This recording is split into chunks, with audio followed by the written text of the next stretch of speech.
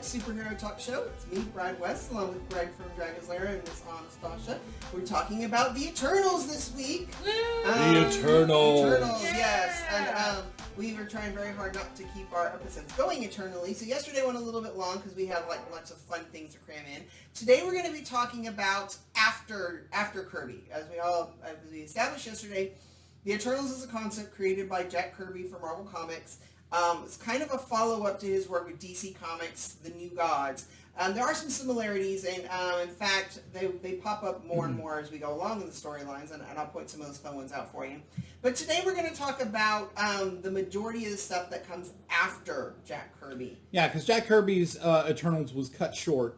It was canceled when they shut down the new universe line of comics. So Roy Thomas took over and finished it off in Thor number 301. Yes. Now, one of the main interesting aspects of the Eternals, and we talked about the publication history of the Eternals yesterday. We didn't really quite get into the narrative content of the Eternals. The basic core concept, it was meant to be like a space opera, and the idea was that these vast cosmic beings known as the Celestials, who were remnants of the previous Big Bang. They are beings that had survived the previous Big Bang, and they were here to set the universe on course for the next universe.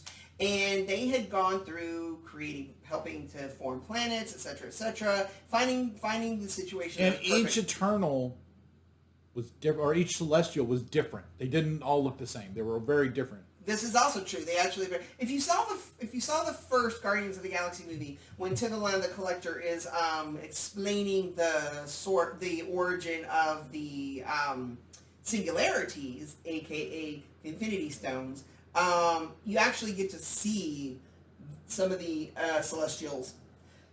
Is it Nowhere like the head of a Celestial? Yes. Yeah, Nowhere's the head of a dead Nowhere Celestial. is actually the head of a dead. They do actually refer to it as such in the They movie. straight up say it. Yeah. They straight up say it's the head of a dead Celestial that they're mining for exotic materials, because exotic minerals and stuff, things that would only be in like this ancient being. So yes, the mining colony of Nowhere was in fact, that's why it looks like a giant skull, because it's the head of. And that, of course, is where the Collector lives and that's has where his the Collector collection. lived. And he was explaining to the crowd that the Celestials were the beings that helped guide the Earth and the formation of the universe, and they would find planets with life, and they would help them to evolve, to protect them. And so sentient life, basically the whole concept of the Eternals is that the Celestials get to Earth, and they get there in time for the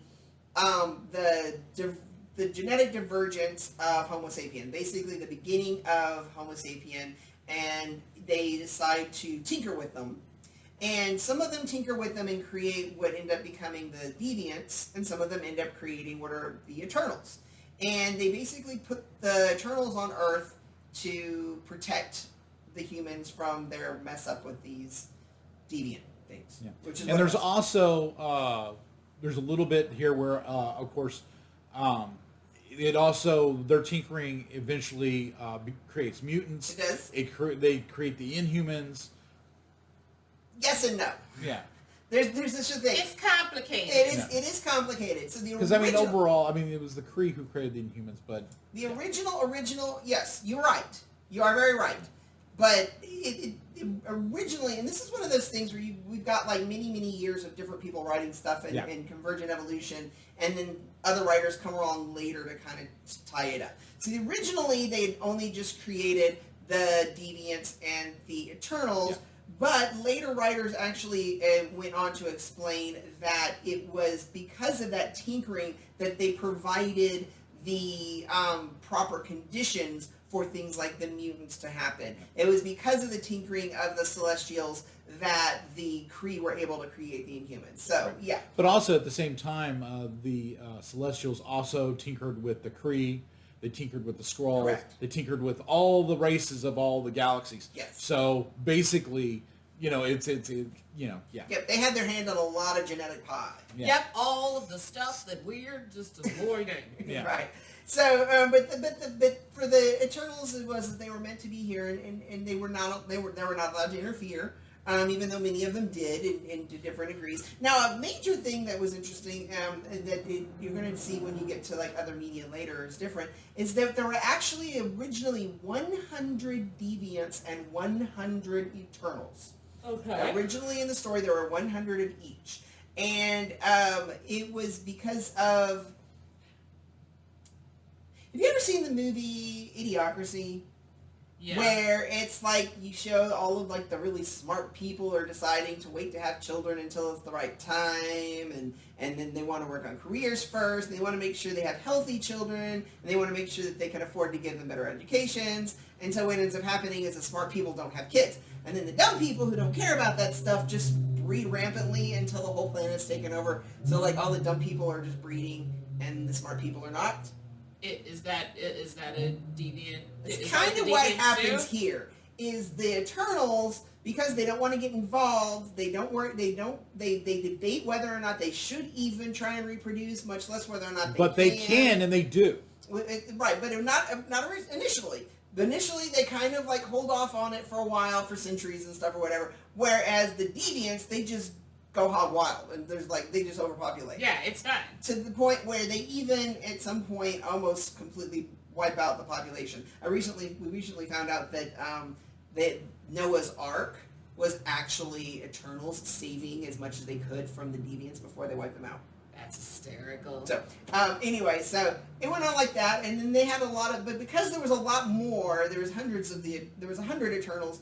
They ended up having infighting about philosophies about whether or not to interfere, how to interfere, etc., and then they split off, and some of them went off into space to find their own place. They went to the planet of what is now known as Uranus, and in fact, the name of the Eternal who did this was Uranus, yeah.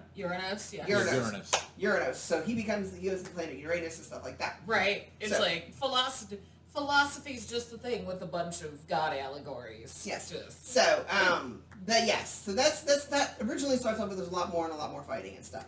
Now, splitting off, this is, like we said, convergent evolution, they come back around to another writer's right. Originally, the Uranians were a whole different alien species. Jim Starlin's Thanos and the Titans were a whole other alien species. But after Kirby, which is what we're talking now, is these elements after Kirby, to tighten up the story and everything, and to bring in some of these elements, it was later revealed that Thanos' people, the people of the moon of Titan, were a third generation. So some of the Celestials create the Eternals on Earth. They have a war, split off. Some of them go to Uranus. Well, then they have another war. Some of those split off and they go to Saturn, and they land on Saturn's moon of Titan. They're on Saturn's moon of Titan. And whereas in the Marvel Universe, Thanos is from the planet Titan, which is in another galaxy. In the original comic book, Titan is actually the moon. Titan is the name of the literally moon. just the moon Titan. The moon Titan. So that's kind of fun, interesting thing there. When we're talking about also tell them what you were telling us about Thanos. Which part? Oh yeah. So interesting. By the way, Thanos is the reason that Thanos is an Eternal. They explain that he's an Eternal, but the reason that all the other Eternals look like humans and Thanos looks purple and gribbly is because he has genetic throwback DNA. He was actually born part deviant. So that's going to come up again later too. But that's one of the main things that made him, everybody is like, oh, this explains why he went bonkers mad, is because he was born part deviant. So that not only it was kind of it's like between that and some of the stuff they talk about, it's like, it was inevitable that he was going to be like, he's going to try something like this. Pretty much. Yeah. So, which is kind of, it's interesting. Lots of cool things that would come out of that. Yeah. But really fun, where is it that they first reveal, ironically, that Thanos and the Titans are Eternals? Oh my god, yes please. Because I want to know. It was an issue of What If. Yeah. It was actually an issue of What If. Okay. Of course, the Marvel show What If is on right now, and it gives you some other ideas. But yeah, they also use it for... Peggy Carter one was my favorite. Peggy Carter Captain. We haven't finished watching the last few. I'll be honest with you. We've had other things come up. So much has been coming out that we've been watching. The Doctor Strange one was really cool. It's like, but find the stories. The What If stories are all worth it. Yeah. Yes. So yeah, and he ends up he's half eternal. So half deviant. So what other things were going on in the comic books after that? When did they show up? I know. Well, sadly, I will have to admit I never read the Eternals because it wasn't my jam. I was Spider-Man. That was my jam. I was all about the Spider-Man. I'm the same way. I have recently in the reason it looks like I know a bunch of it is because I've got connective tissue there. I've read other things that I just recently started learning, all kind of spun out of... Like Quasar. Quasar. I love Quasar. He's my favorite Avenger. I love this character on so many levels, and to find out that he's kind of offspring off of the Eternals. Yeah. So in the Quasar, for those of you who don't know, Quasar was a S.H.I.E.L.D. agent who was like top marksman, top of his class, top spy, top everything, but he didn't possess what they considered the killer instinct. He just wasn't vicious or violent enough. He was always not a pacifist, but he was too peaceful. And so, not to punish him, but they knew they couldn't really use him out in the field, so they made him head of security at Project Pegasus. Project Pegasus, which has popped up in Marvel Cinematic Universe a few times, Captain Marvel, and they put him as head of security there, and figured, he could do good here, but we don't have to put out in the field. And Project Pegasus was where they studied alien artifacts. And he came across, they came across these weapons, bracelets. If it sounds familiar, it is kind of a little Shane cheesy, but magic. Shane cheesy. They're magic gauntlet bracelets that channel cosmic energy, and they couldn't figure out how to use them. They had previously belonged to a character named Marvel Boy, and I'll explain Marvel Boy in a second. But to finish up with Quasar, they couldn't figure out how to use them, and they put their best soldiers, their best fighters, their smartest people they possibly could on it. Every single person that they put on them got burnt out by the energy and died. Project Pegasus comes under attack, and Wendell, yes, Quasar's real name is Wendell. Wendell Elvis Vaughn. Agent That's Vaughn. not better. His name is Wendell Elvis Vaughn. I love the character, so I embraced the name. That is the silliest name I I've ever heard. embrace it. I am not going to apologize for it. Anyway, Wendell, he's like, you know what? I got to protect these people. It's okay if I end up dying. He puts the bracelets on, which, by the way, once they're on, they're stuck until you're dead. Like, literally, they won't come off. There was no way that these people could not die. They burned him up. And he gave himself over to the power, and it was because he was not trying to forcibly take over the power. It's because he was not aggressively violent that he was able to control them, and he saved everybody. And he's one of my favorite. He's my favorite Avenger, and they don't use him enough. And he's one of my favorite cosmic characters. Oh, he looks very heroic. He is very heroic. Yeah. And anyway, so the Marvel Boy was this character from the 50s who was a superhero. It was meant to be like the reverse Superman, where he was a human that during World War II, his father got messages from these aliens in space saying, come, live with us in peace. And he escaped Nazi Germany, and they went and lived on Uranus, and eventually... Uranus. And eventually the Uranians people, they're like, we've been getting transmissions from Earth about all these superheroes. Why don't you go be our ambassador to Earth and be a superhero? And they give him the quantum bands that he takes to Earth until he dies, and that's how they end up at Project Pegasus. And the cool thing is I didn't know until researching this stuff that the Uranians were not originally Eternals, but in that whole, retcon thing, it turns out that the first Civil War for the Eternals, when they split, that's where they went, was Uranus. And so the Uranians were Eternals, and the Eternals were responsible for the quantum bands, and the quantum bands were responsible for Marvel Boy. It's all interconnected. And in turn, Quasar. So there's mine. And again, so much space politics. Mm-hmm. So much space politics, so much more to do and more to explore in the cosmic Marvel realm. Yeah. I mean, like I said... we haven't even scratched the surface, really.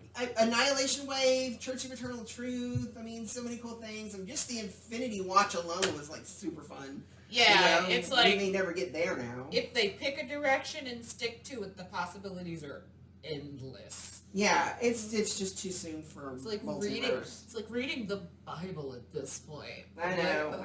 But yes, you're going to see that here on the Red Web a lot when we talk about Marvel Cinematic Universes. That I'm just not ready for the multiverse. I don't think it's necessary. But No. I'm not saying it won't be entertaining, but it's just too far too fast. When there's so much in between that just is begging, There's so much nuance begging get to away be with. explored, begging to be explored. So We haven't even gotten Fantastic Four yet. yeah, And I mean, that's like...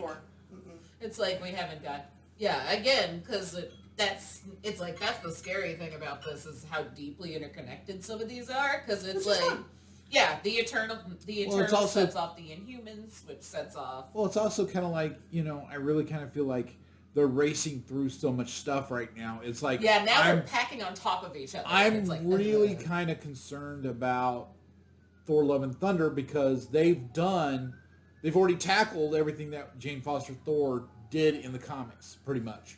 Mm-hmm. Ooh.